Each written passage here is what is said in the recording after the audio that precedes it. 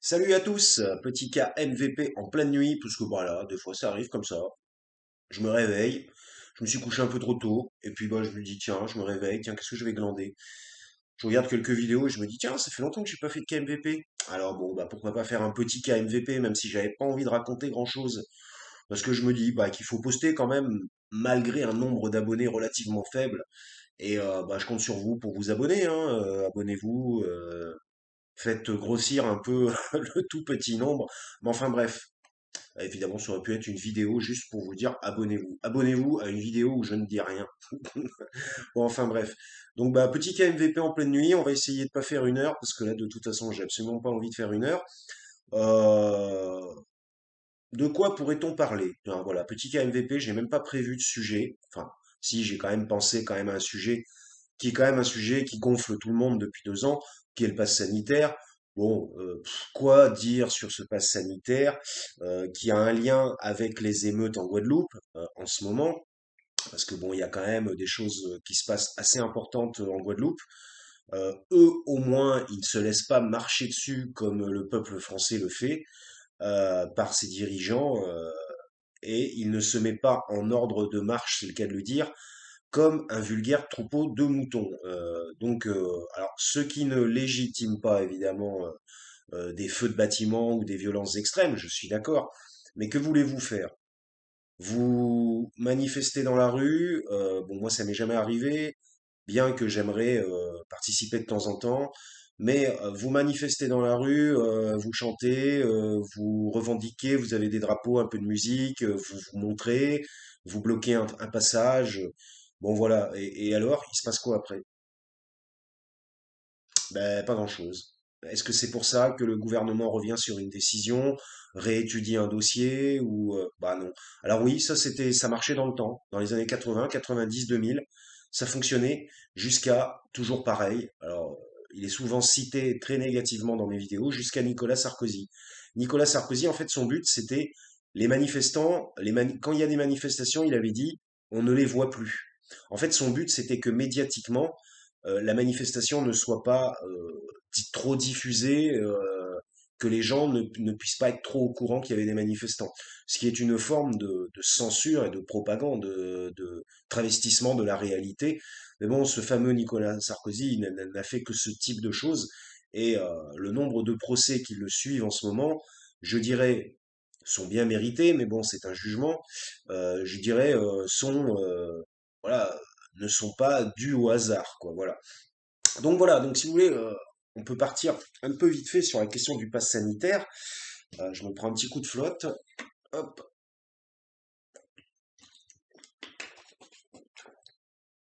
Ah, l'eau, j'adore ça. L'eau, c'est bon. 2050, il n'y en aura plus. Jean-Claude, si tu nous regardes. Donc si vous voulez, voilà, bon, on est toujours dans les mêmes problématiques en France aujourd'hui. C'est la question du pass sanitaire. Ça fait quand même 2 ans qu'ils nous cassent les couilles avec ça, qu'ils nous gonflent. Alors, pas 2 ans, un an avec le pass sanitaire, mais 2 ans avec le coronavirus, bientôt 2 ans. Environ, ouais, bah, c'est ça, parce que c'était mois de mars, donc bah, là on est en novembre, décembre, janvier, février, mars, c'est ça, ça fait, pour être exact, ça fait 1 an et 8 mois. Donc ça fait quand même 1 an et 8 mois que lorsque vous allumez votre télévision, vous n'avez que quoi? Alors désolé pour la qualité extrêmement pourrie de la vidéo, hein, petite lampe, je suis dans ma chambre, voilà, j'aurais pu allumer la grande lampe pour qu'on me voit bien et tout, mais je vous l'ai déjà dit, le but de KMVP, c'est pas de montrer ma gueule, mais c'est plutôt de m'exprimer et que vous entendiez ce que j'ai à raconter. Donc, du moment que vous entendez, c'est suffisant, on va dire. On peut même le faire dans le noir, hein. Donc, ouais, donc alors le pass sanitaire. Donc, le pass sanitaire, tout le monde en aura le cul, quoi. Alors, en plus, ça divise la population, ça crée une division dans la population avec les pros pour et les pros contre. Résultat, ça oppose deux franges de population. Est-ce que c'est comme ça, enfin, je veux dire que on arrive à gouverner sereinement et que un pays évolue sereinement vers son avenir? Je suis pas certain. C'est Emmanuel Macron. C'est sûr que si on doit analyser un petit peu le personnage, par devant, comme ça, il paraît comme ça, je dis bien, il paraît, quand on le voit comme ça, quand il s'exprime, il parle à des gens, qui est filmé, il paraît sympa, assez ferme, tout de même, on ressent quand même une certaine fermeté chez lui, mais il paraît quand même relativement sympa. Donc, euh, donc on se dit, ouais, un gars comme ça, il va pas faire ça, ouais, mais non. Mais entre ce que vous voyez, ce qu'on peut voir, parce que moi aussi je le vois, mais je ne me laisse pas duper, entre ce qu'on peut voir et la réalité derrière, les décisions qu'il va prendre derrière, à huis clos au sein de son exercice de président, il y a quand même un fossé. Par devant, c'est ah oui, je comprends, oui, il y a des difficultés. Mais vous savez, nous avons en ce moment une politique qui est faite pour aider ce type de personnes, des personnes comme vous. Et vous savez qu'on va mettre en place. Ouais, voilà, c'est toujours ça, quoi. C'est-à-dire que le mec, il a toujours une réponse à tout. Dès que quelqu'un l'interpelle pour lui dire qu'il y a un problème quelque part, il dit ah oui, oui, mais ce problème, on est complètement au courant là, on est en train de le régler. Ah oui, oui, bah d'ailleurs, là, il y a un truc qui va être fait là, mais vous aurez des annonces plus tard. Hein, revenez, repassez un peu plus tard. Donc voilà, c'est ça Macron. Macron, finalement, il joue sur le futur. Il joue toujours sur ah oui, oui, mais ça va être fait. Oui, oui, mais je vais le faire. Bien sûr, on va s'en occuper, on s'en occupe. C'est-à-dire que même si vous lui parlez d'un sujet là où il n'a aucune connaissance, où il n'y a aucun traitement du sujet au niveau politique, ah mais c'est pas grave, il va dire ah oui, oui, mais on est en train de s'en occuper. Il s'occupe toujours de tout, tout est parfait, tout est bien, il n'y a pas d'échec, tout fonctionne. On a envie de dire bon, mais si tout est parfait, si tout est bien, pourquoi il y a des problèmes alors? Voilà, c'est un peu la question qu'on pourrait se poser. Finalement, si tout était extrêmement bien géré, bah, normalement, tout le monde devrait être plus ou moins content. Bon, il y aura toujours des mécontents, comme je l'ai déjà dit. Vous pouvez jamais avoir 100% de contentement. Mais voilà, donc en gros, devrait pas y avoir trop de sons de cloche de mécontentement, ou très faible. Mais là, il y a quand même un mécontentement assez important dans la population française et je dirais, cristallisé, si je voulais me la jouer un petit peu au niveau, au niveau phrasé, qui est cristallisé au niveau de la Guadeloupe, particulièrement. Donc, le problème de Macron, c'est que c'est un peu, d'ailleurs, c'est intéressant, il a utilisé lui-même des termes, Macron, sur un plan psychologique, il a dit, il n'y a pas d'argent magique. Alors, je vous ai déjà dit que lorsque on démarre une phrase par une négation, ça veut dire l'inverse. Voilà, donc bon, voilà, il y a un article de Freud dans je ne sais plus quel bouquin qui parle de la négation. C'est un petit article de deux trois pages très très intéressant. Et bah voilà, donc il en arrive à la conclusion que une phrase démarrée par une négation est une phrase en reverse en quelque sorte. Donc quand il dit il n'y a pas d'argent magique, bah évidemment que si, il y a de l'argent magique. Il y a une planche à billets, hein, Fonds monétaire international, la Banque européenne et lui-même la Banque de France. Bon, il y a de l'argent magique. Quand ils veulent de l'argent, ils trouvent de l'argent. Quand il faut sauver Air France et mettre 10 milliards, je sais plus combien c'était, ou 4 milliards, ils les trouvent. Quand il faut sauver la SNCF, quand il faut privatiser, quand il faut sauver...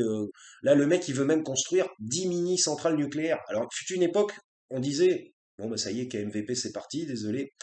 Donc, il y a une époque, on disait, ouais, le nucléaire, c'est ultra radio, enfin, ultra radioactif, c'est ultra mauvais pour la planète, tout ça, machin, parce que la radioactivité, ça ne s'enlève pas, enfin, ça ne se diminue pas rapidement, c'est des milliers d'années de décomposition des atomes et tout ça. Enfin, bref. Et donc, le nucléaire était quand même pas super bien vu. On disait aussi, s'il y a un accident radioactif, c'est la merde. Et c'est déjà arrivé. Donc en gros, il y avait sous l'ère Chirac, Mitterrand, enfin Mitterrand, Chirac, Sarkozy, Hollande, tout ça, il y avait une forme d'envie de dénucléariser pour des énergies plus propres, puisque évidemment la tendance écologique en ce moment est très importante, ce qui est pas mal, je dirais, mais après tout dépend comment on traite l'écologie aussi. Donc si vous voulez, dans le temps, le nucléaire, c'était pas bien. Et puis tout d'un coup, bah, il y a pas longtemps, là, il y a 2 mois, là, il y a un mois, ah bah maintenant le nucléaire, c'est bien. Alors, c'est marrant ça. Enfin, c'est marrant ces changements de chemin. Tout d'un coup, on passe du coq à l'âne, on passe du blanc au noir, on ne sait pas trop. Donc avant c'est pas bien et maintenant c'est bien. Alors que il y a eu aucune transformation et évolution du phénomène lui-même. Et c'est toujours le même. Donc faudrait savoir, c'est bien ou c'est pas bien, il faudrait savoir. Donc ça c'est. De toute façon, on est dans une sorte de renversement des représentations. Aujourd'hui, on pourrait parler comme ça, un renversement des représentations. Tout ce qui était en quelque sorte raillé, qui était mal vu, qui était mal perçu, qui avait une mauvaise, je dirais, une mauvaise image, voilà, c'est ça. Aujourd'hui, bah, c'est l'inverse, c'est une bonne image. Euh, Dans le temps, par exemple, moi personnellement, j'en ai rien à foutre, ils font ce qu'ils veulent. Mais si on prend trucs de communauté, ouais, parce qu'il faut faire gaffe aux mots qu'on dit sur YouTube, ça machin. Bon, les personnes trans, machin. Euh, eh bien, dans le temps, bon, bah, les gens ils se moquaient un petit peu. Et je vais dire, je vais pas dire que c'est normal de se moquer, de ça, c'est pas légitime, mais enfin, c'est con. Mais c'est vrai que quand tu vois, c'est un peu débile. Quand tu vois un garçon qui veut absolument s'habiller en fille et être une femme, bon après, bon, quand le mec il est plus âgé, tout ça machin, il veut vraiment se transformer en femme, il fait ce qu'il veut. Après tout, ça le regarde, lui et sa famille. Mais par exemple, un jeune adolescent, je dis n'importe quoi, bon, moi j'en ai jamais vu, mais de 13 ans, 14 ans, 15 ans, et puis tout d'un coup, il commence à se maquiller, il se fait les yeux, ou des trucs comme ça, il se fait le pourtour des yeux, il va se faire les ongles, tout ça, ce genre de choses. Et puis, parce qu'il va dire, bah, moi je me sens plus femme et tout ça, j'ai envie de dire, bon, c'est un peu ridicule tout de même. Enfin, tu fais ce que tu veux, moi je m'en fous, mais c'est comme si un oiseau voulait devenir un lézard. Enfin, je veux dire, vous êtes ça au départ. La nature vous a doté de ceci. Pourquoi vouloir changer? Vous n'êtes pas satisfait de ce que vous avez naturellement. Bon, bah oui, bah, moi par exemple, je fais 1m71. Ouais, bah, j'aurais bien aimé faire 1m85. Bon, ou 1m82. Ça marche mieux auprès des femmes, par exemple, et puis on est plus respecté, et puis les gens, on est plus imposant, donc les gens, ils vont moins vous bolosser. Bon, bah, je fais pas 1m82. Bon, bah, et alors, est-ce que c'est pour ça qu'il faut je sais pas, que j'aille faire de la chirurgie pour m'allonger? Bon, je sais pas si c'est possible, mais, ou alors que je porte des bottines, enfin, je sais pas, vous voyez, bon, il faut savoir vivre aussi avec ce qu'on a, quoi, en quelque sorte. Alors après, bon, voilà, bon, c'est mon point de vue personnel. Moi, personnellement, ça me dérange pas. S'ils veulent changer de sexe, qu'ils changent de sexe. Enfin, changer de sexe sur un plan symbolique, parce que tout le monde ne se fait pas opérer. Bon, bah, qu'ils changent de sexe. Mais bon, enfin bref. Là n'était pas la question. Mais je trouve ça assez étrange. Je dirais c'est une étrangeté naturelle de la nature humaine, je dirais. Voilà. Après, cela n'empêche pas d'exister, comme disait Charcot.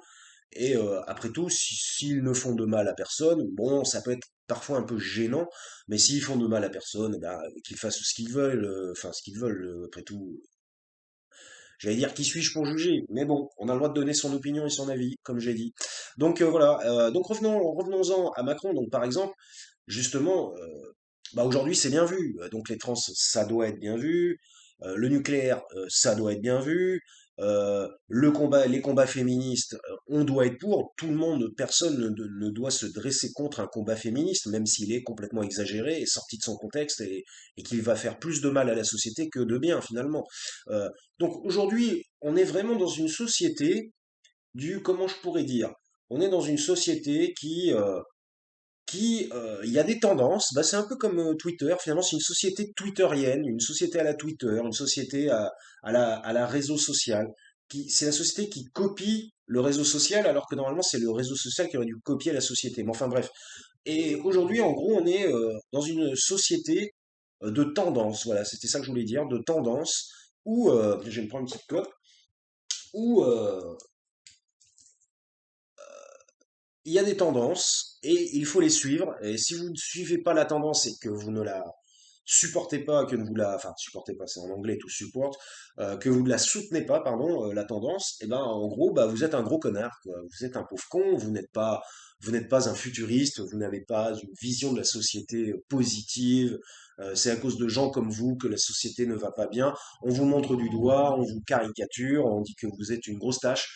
En gros, tout ça parce que ces gens qui vont dire ça sont des gens qui suivent la tendance, et la tendance, c'est qui la lance, la tendance? Eh oui, il faut toujours savoir d'où proviennent les choses, quelles sont les bases, d'où ça provient. Bah là, c'est des tendances quand même, on dira ce qu'on voit, qui sont plus ou moins politisées. Euh, les woke et tout ça, ça vient des États-Unis. C'est issu à la base du Black Lives Matter, que je trouve, moi personnellement, très très bien au départ, le Black Lives Matter. C'est tout à fait normal. Les populations noires ont été complètement ségrégationnées depuis des années et des années, que les États-Unis disent qu'ils en ont... Vous voyez, on traite de multiples sujets en un seul sujet. Les États-Unis ont dit qu'ils en avaient terminé avec le fait que les personnes de couleur noire soient moins bien perçues que les personnes blanches, que j'allais dire l'apartheid est terminé en Afrique du Sud, enfin soi-disant, voilà. Donc en gros, mais il y a toujours des problèmes. On voit bien qu'il y a quand même toujours des problèmes. Par exemple, le nombre de Noirs américains qui ont été tués par la police, un machin. Donc en gros, le mouvement Black Lives Matter, il avait une certaine légitimité. Mais après, de ce mouvement-là, il en est sorti des micro-mouvements en dessous, donc, dont les woke, donc, et il en est sorti tous ces micro-mouvements. Bon, bah voilà, je vais pas tous les citer, vous les connaissez. Et puis, bah, ça a terminé dans un gros bordel.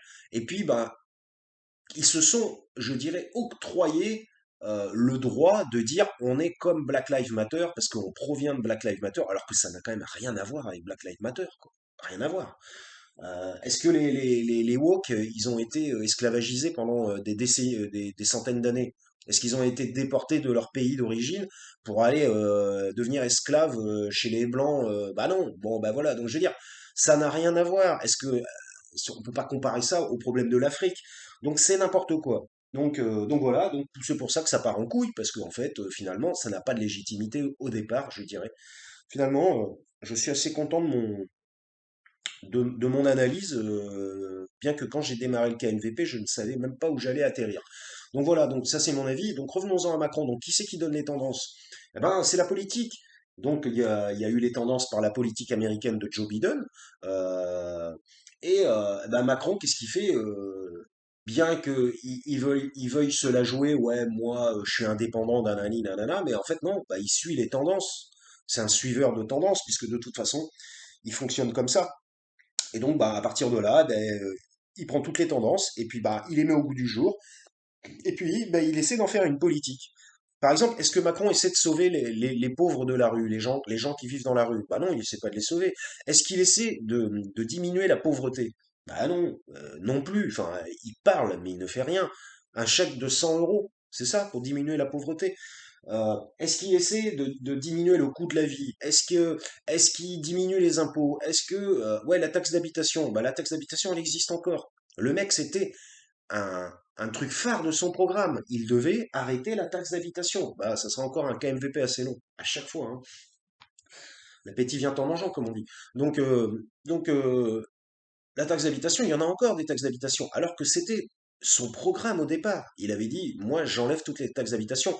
Et puis, moi-même, hein, j'y ai cru aussi. Je me suis dit, bah, le mec, il va arriver, il va enlever toutes les taxes d'habitation. Je me suis dit, bon, bah, déjà, les gens, ils vont être contents. Enfin, moi, je m'en fous, j'en payais pas. Mais ceux qui payent une taxe d'habitation, qui ont 1000 balles à sortir par an, vont se dire, bon, bah, c'est toujours 1000 balles qui rentrent dans la caisse. Voilà, c'est positif pour le peuple. Et ah bah non, bah les taxes d'habitation, il y en a encore. Là, bientôt dans 4 mois c'est les élections, il y a encore, où là il y a une réduction de 50%. Mais c'est une honte. Le mec il a dit qu'il enlevait tout quand il arrivait, et il va partir, il y en a encore. Donc bon, excusez-moi, c'est quoi? Ça s'appelle un mensonge. Voilà. Donc on va revenir un peu.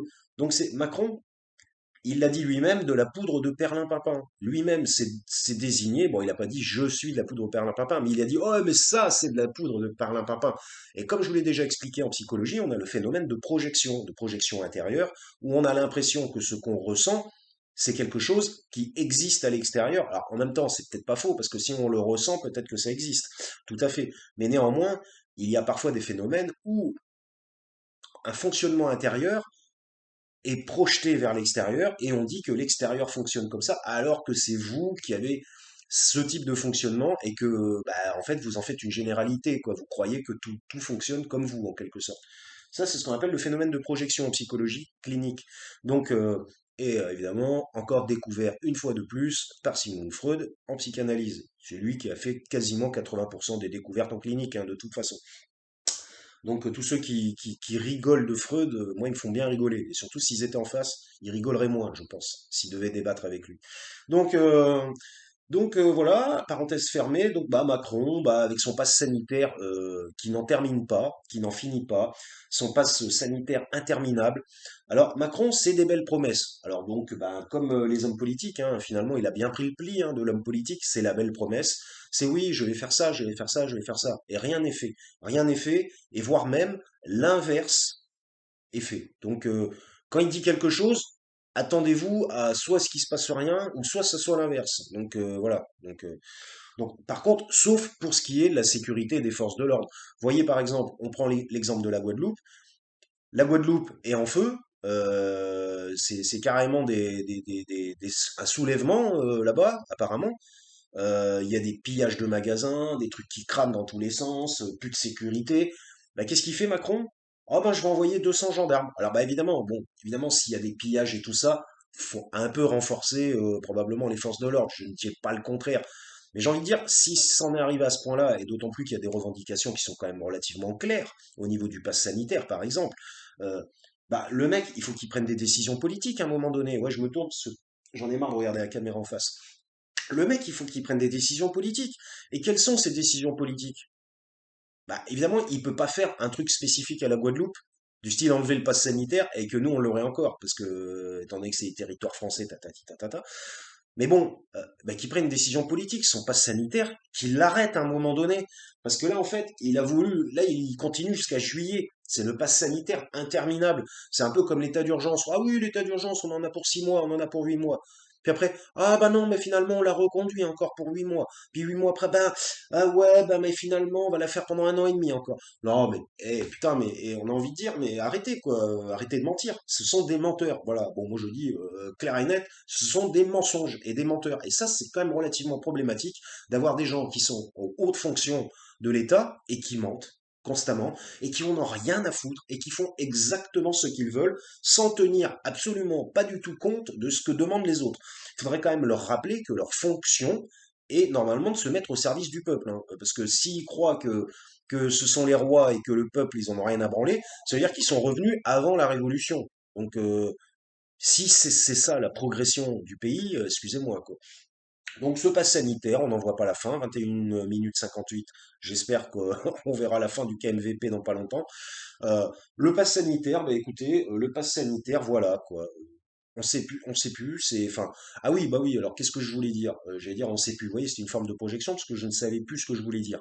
On ne sait plus quand ça se termine, en même temps c'est une réalité, on ne sait plus quand ça se termine, et, euh, et bah ça devient, c'est surtout l'utilité du truc. Est-ce que c'est vraiment utile, le pass sanitaire? Voilà. Moi je sais pas, est-ce que c'est utile? Euh, le mec il a fermé les restos pendant un an, il voulait absolument les réouvrir, il s'est dit, si les gens vont dans les restos, ils vont attraper le coronavirus. Alors, c'est pas faux en même temps, c'est pas faux.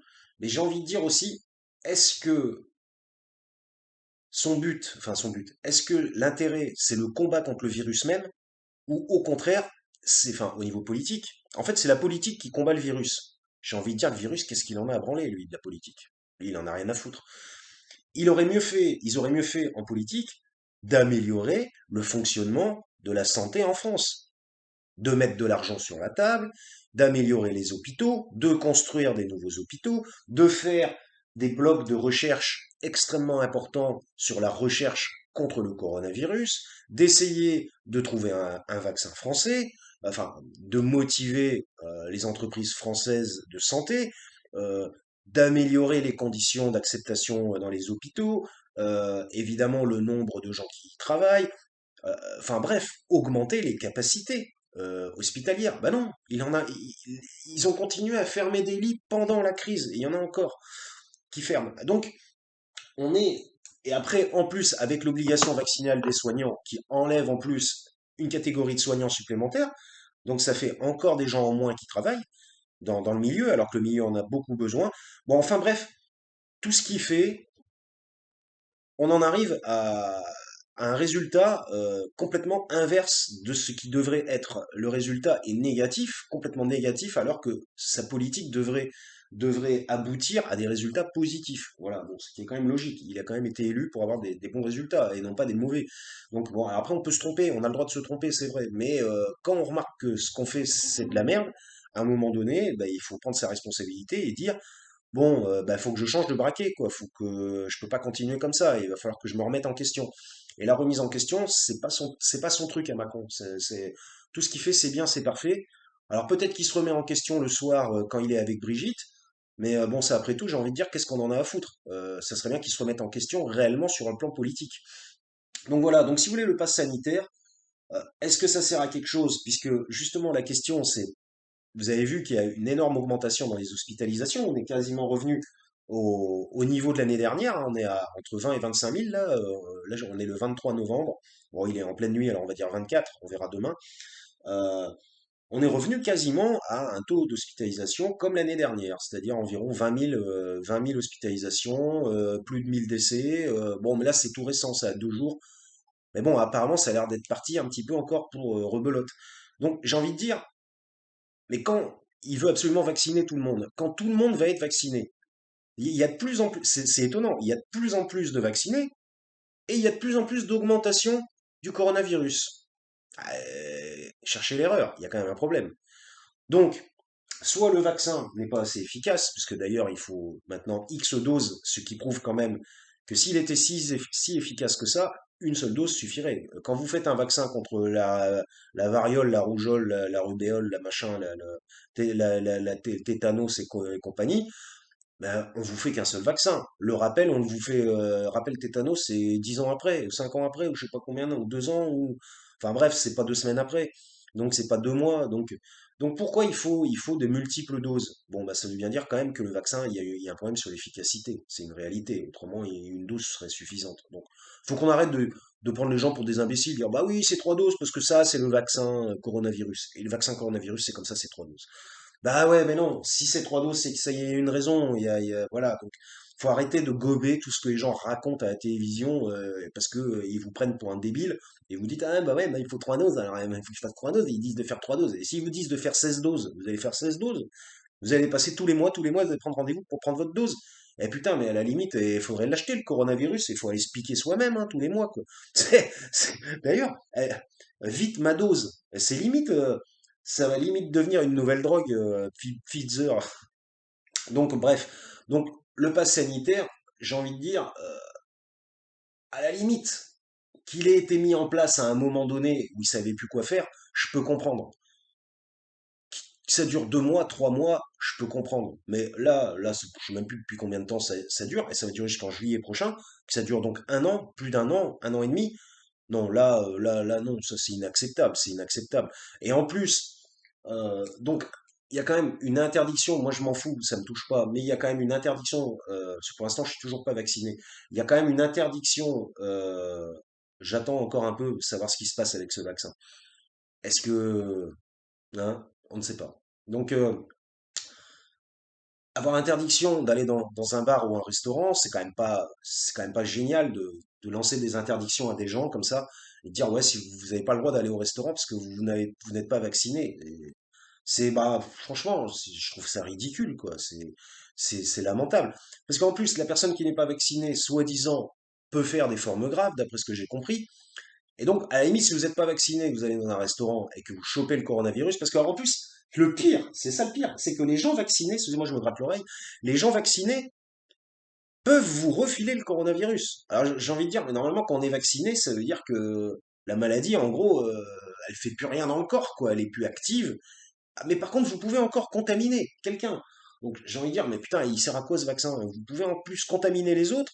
Ah oui, ça vous évite des formes graves. Mais j'ai envie de dire aussi, les formes graves, on ne sait pas exactement qui les fait, pourquoi, comment. Donc oui, alors évidemment, des personnes qui ont plusieurs troubles, tatati, qui sont très âgées et qui ont des multi-troubles et tout ça, tu te rappelles des comorbidités, là machin. Non, mais bon, voilà, bon, moi je travaille avec des personnes âgées, je sais ce que c'est.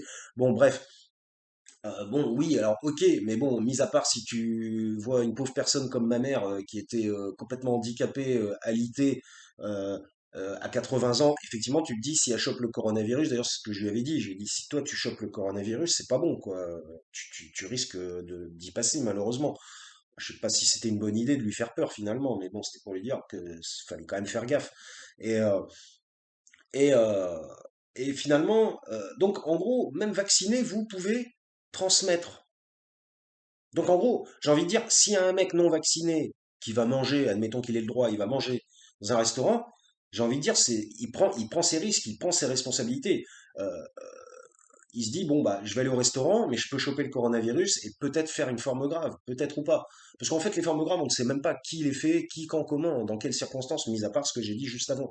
Donc, si vous voulez, il y a quand même énormément, c'est le problème, il y a quand même énormément de points d'interrogation autour de ce coronavirus, de son action, de que peut-on faire pour contrer cette action. Il reste énormément de points d'interrogation. Il y a quand même des blancs ou des noirs. Il y a des choses qu'on ne comprend pas encore dans ce virus. Ah, dans le temps, il y avait 15 variants, maintenant il n'y en a plus un seul. Moi, j'ai envie de dire, je pense que, étant donné que la science est allée relativement trop vite par rapport à l'analyse de ce nouveau phénomène, parce que les analyses, ça prend du temps, science, eh bien, en gros, on nous a raconté tout et n'importe quoi. Eux-mêmes se sont trompés, les scientifiques, ils ont cru ci, puis ensuite ils sont revenus, ils ont cru ça. Et en gros, si vous voulez, c'est le téléphone arabe. Déjà, les scientifiques, ils savent même pas trop ce qui se passe. Donc en plus, ils font leur rapport à Macron, et Macron, après lui, après les rapports, il prend des décisions. Donc en gros, il a on va dire, il a des données qui sont pas fabuleuses, et suite à des données même parfois contradictoires, lui, il prend des décisions. Ah, j'ai envie de dire, on va jamais s'en sortir, quoi. Heureusement qu'il n'y a pas un mec au-dessus de lui et que lui, il rend pas un autre rapport à un autre mec qui va prendre une autre décision. Parce que là, ça serait la fin. C'est pour ça que je dis, c'est le téléphone arabe, quoi, carrément. Donc c'est pour ça qu'on entend tout et n'importe quoi sur ce coronavirus. Et bah, il faut s'en tenir aux faits. Moi, par exemple, prenons l'exemple, ça sera un KMVP très long, une fois de plus, comme quoi, vous voyez. Une fois n'est pas coutume, mais là, c'est plus d'une fois, donc c'est coutume. Donc, par exemple, au départ, il y avait quand même l'histoire de l'hydroxychloroquine. Moi, je me souviens, je m'étais quand même pas mal intéressé à tout ça et tout ça. Puis je m'étais dit, c'est bizarre, parce qu'il y a que Raoult qui parle de l'hydroxychloroquine. Personne d'autre en parle. Je me disais, c'est une pandémie mondiale. Si franchement, l'hydroxychloroquine était vraiment efficace, on en entendrait parler ailleurs. Il y aurait des pays qui diraient, ah ben nous, on a soigné à l'hydroxychloroquine, ça fonctionne bien. Voilà. Mais il y avait finalement, il y avait que Raoult qui disait ouais c'est bien l'hydroxychloroquine. Et moi je me suis méfié. D'entrée de jeu je me suis dit lui il est bizarre. Il est bizarre. Ça touche, j'en ai rien à foutre. Mais bon c'est vrai qu'il n'a pas une touche habituelle pour un grand scientifique. Mais bon peu importe. Et il faut pas, l'habit ne fait pas le moine comme on dit. Euh, mais bon je m'étais dit, ouais, il y a que lui finalement qui trouve une légitimité à son truc. Et je me disais, les autres, on n'entend pas trop parler, quoi. Un petit peu à droite, un petit peu à gauche, mais il n'y a rien de probant. Donc je me suis dit, si la communauté scientifique ne s'est pas réunie et mise d'accord sur le fait que ça fonctionnait, ça veut dire probablement que ça fonctionne pas. Autrement, qu'est-ce qu'ils auraient fait? Ils ont des morts, ils ont des gens qui ont des problèmes. Et ben, si ça marchait, ils l'auraient utilisé, c'est évident. Ils vont pas dire, oh, bah non, on va pas l'utiliser parce que il y a un conflit d'intérêts. Il y a X qui veut pas, il y a l'État, il dit que c'est, il y en a un qui dit non, il y en a un qui dit oui, non, bah non, il l'aurait utilisé. Et évidemment, si ça fonctionnait. Donc moi, je me suis dit, bah non, bah ça, moi, je pense que ça fonctionne pas. Et ben voilà. Et ben, il aura fallu attendre un an. Le bon vieux Karim Michel avait raison. Il a, il aura fallu attendre un an pour voir que c'est de la poudre de perlimpinpin. Voilà, c'est le cas de le dire. Donc, euh, donc voilà, bon.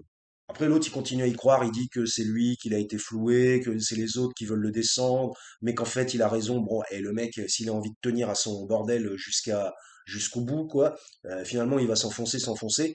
Quand toutes les preuves seront contre lui, qu'est-ce qu'il racontera à la fin?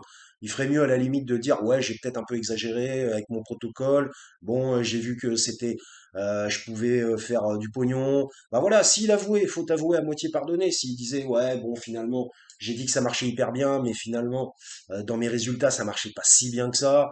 Voilà bon bah, le mec il avoue, il dit bon après tout. On peut pas vraiment lui en vouloir, il a tenté son coup, tout ça, machin. Mais là, le mec, il continue, il dit, non, mais c'est moi qui ai raison, c'est vous êtes des scientifiques de pacotille.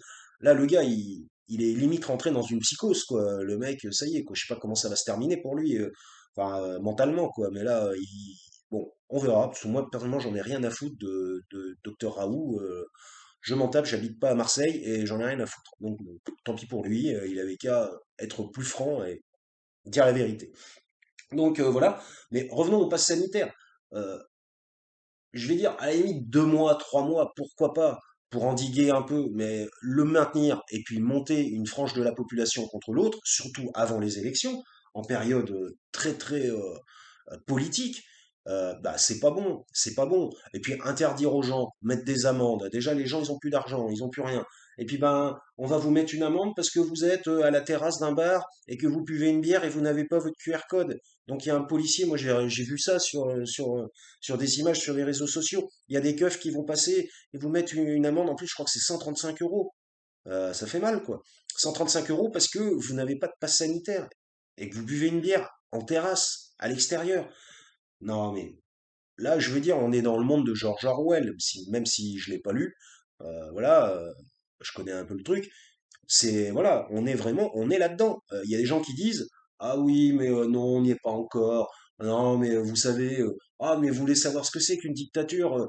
Allez, ouais, en Chine, allez en Corée du Nord, vous saurez ce que c'est qu'une dictature. Non, mais là, on est dans les dictatures. On va dire, il y a plusieurs formes de dictature. On est dans la dictature là en Corée du Nord. C'est la dictature volontaire, la dictature en démonstration, la dictature old school, on pourrait dire, la dictature qui qui montre ses couilles, quoi, en quelque sorte. Mais là, Macron, lui, c'est même une dictature cachée, je dirais. C'est une dictature un peu, voilà, c'est caché, quoi. C'est, on essaie de faire croire qu'on n'y est pas, alors qu'on prend des mesures qui sont similaires à des mesures de dictat.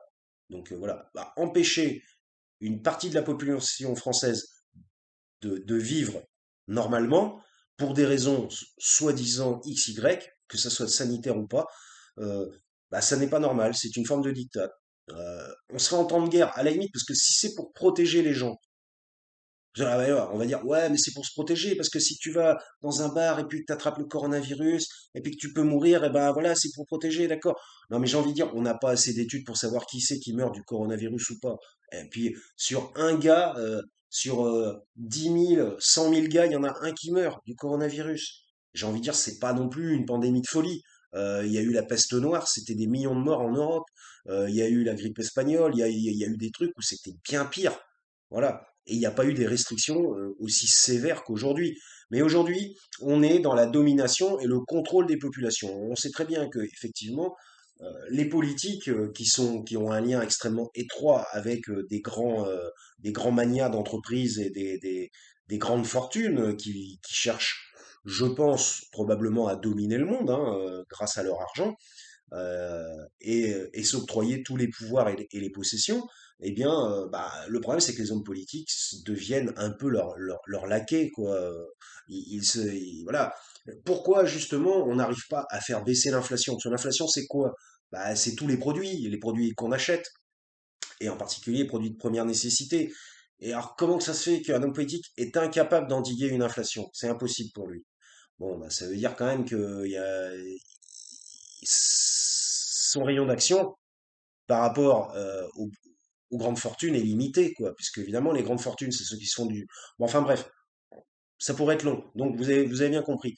Donc voilà, le problème, non, mais là, donc là, si vous voulez, la Guadeloupe montre un peu ce qu'il aurait fallu faire pour faire un petit peu, non pas plier, mais pour remettre en question la politique du pass sanitaire en France. Euh, et, euh, et c'est ce qui aurait dû se passer. Alors non pas, je dis pas d'aller cramer des bâtiments et tout ça, d'aller piller des magasins, c'est pas ça. Mais que les manifestations soient un petit peu plus dures, un petit peu plus durcies, un petit peu plus voyantes, euh, moins juste on défile et puis on rentre chez nous et puis merci, au revoir. Voilà, à un moment donné, il faut faire des actions coup de poing, c'est malheureux à dire. Alors bon, évidemment, le mec qui dit ça sur YouTube, bientôt je vais être pris pour un séparatiste et tout ça. S'il y a un mec du gouvernement qui mate ma vidéo, et putain, ce mec est un séparatiste, il est dangereux.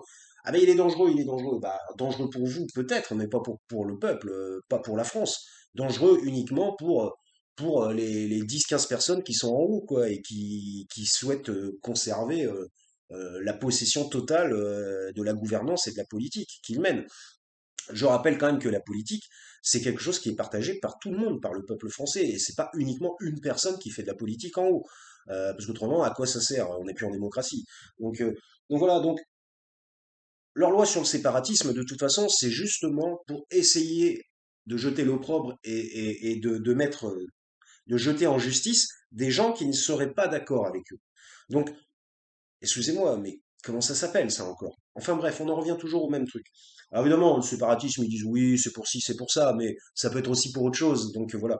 Donc bon voilà. Donc ben, moi je pense que la Guadeloupe montre le ton à adopter malgré effectivement des choses qui sont pas correctes comme je dis les pillages et puis des incendies de bâtiments, mais montre un petit peu le ton de durcissement qu'il aurait fallu avoir pour faire un peu plier Macron. Macron, on n'a rien à foutre, hein, de toute façon. Vous voyez bien déjà, les gilets jaunes, ça s'est terminé avec des yeux en moins, des mains en moins. Donc, on voit que le personnage est dur, il est difficile, il n'est pas facile à faire plier. Donc, ben, pour le faire plier, le seul moyen, c'est de taper dur, à un moment donné. Et c'est pas en défilant avec une pancarte en disant ouais, on n'est pas content, c'est pas suffisant. Ça serait bien, si c'était suffisant, moi je dirais, bah tant mieux, bravo, félicitations, très bien. C'était suffisant dans le temps. Dans les années 90, les manifestations, quand il y avait des manifestations monstres et puis que ça commençait à devenir vraiment très très important, eh ben, il y avait un recul du gouvernement qui réétudiait la loi, la réévaluait et voire même la modifiait pour que tout le monde soit content. Mais Macron, lui, non. Non, lui, mais lui, il en a rien à foutre. Lui, sa loi, c'est la loi. Et puis, si t'es pas content, eh ben, t'es pas content. Et puis, c'est tout, tu te démerdes. Donc, c'est vraiment un dirigeant vraiment néfaste pour la France, je trouve. Et puis bah moi j'attends qu'une chose, c'est qu'il dégage. 40 minutes 58, c'était déjà un peu long. Oui, j'ai vu un truc en pleine nuit là. Moi j'attends qu'il dégage et puis j'espère qu'il sera pas réélu. De toute façon, s'il est réélu, il y aura une guerre civile. Voilà, franchement, je le dis. Euh, S'il est réélu, on va jamais le supporter 50 plus. Jamais. C'est quasiment impossible. C'est comme Sarkozy. Parce que Hollande, il a été élu pour que Sarkozy dégage, quoi. Parce que alors, Sarkozy, pendant 10 ans, alors déjà pendant 5 ans, c'était dur, dur. Mais alors là, pendant 10 ans, c'était pas possible. Donc en fait, finalement, Hollande, il est arrivé pour remplacer Sarkozy. Bon, il a rien fait de bien, mais au moins, on n'avait pas Sarkozy. Voilà, on n'avait pas Sarkozy, c'était déjà pas mal. Bah là, Macron, ça va être pareil. Finalement, Macron, il va falloir le remplacer. Il va falloir que quelqu'un le remplace parce qu'on n'en peut plus. Voilà. Donc, tout beau gosse, belle présentation, beau phrasé et expression euh, sereine, avec fond d'empathie plus ou moins démontré. Néanmoins, on voit bien que dans le fond du personnage, ça n'est pas bien, ça n'est pas bon. Voilà, donc il est dans la séduction au départ, mais il faut pas se laisser avoir. C'est facile hein, de se faire séduire. Euh, il faut voir ce qui se passe derrière. Qu'est-ce qui est fait derrière. Voilà. Donc voilà, bon bah. Et après, j'ai vu un truc là cette nuit, en pleine nuit, là, Bilal Hassani qui s'est grimé en Jésus. Alors là, non mais là, bon, je sais pas ce qu'ils ont avec les religions. Ils aiment bien taper sur les religions, se moquer des religions, parce que j'ai envie de dire Bilal Hassani en Jésus. Alors on va me répondre, et alors, pourquoi pas? Bon, déjà, numéro un, qui s'appelle Bilal Hassani. Alors, ça n'empêche pas d'être chrétien, parce que moi, en fait, si vous voulez, j'ai une origine algérienne. Mais n'ayant pas été élevé en Algérie, ni éduqué par mon père algérien, ni appris la langue algérienne, ni devenu musulman, ni ci, ni ça, ni un, résultat, je suis plutôt d'obédience chrétienne, vous voyez? Voilà, bah, si je dois me définir euh, sur un plan religieux. Je ne suis absolument pas musulman, voilà. Voilà, c'est comme ça. Parce que j'ai été élevé que du côté français. Donc, on va dire, ouais, alors déjà, il y a un problème, Bilal Hassani qui se met en Jésus. Bon, après tout, c'est possible parce que moi-même, j'ai une origine, mais néanmoins, je serai plus du côté chrétien. Donc, après tout, bon, alors, c'est vrai que ça peut déranger, mais moi, à la limite, je me serais peut-être pas grimé en Jésus. Voilà, voilà. Donc, lui, il est grimé en Jésus. Donc ça, premier problème. Deuxième problème, n'oublions pas qu'il est homosexuel et qu'il est transsexuel. Donc, excusez-moi, mais si vous avez lu un peu la Bible, vous savez que à un moment donné, l'homosexualité n'est pas qualifiée positivement dans la Bible.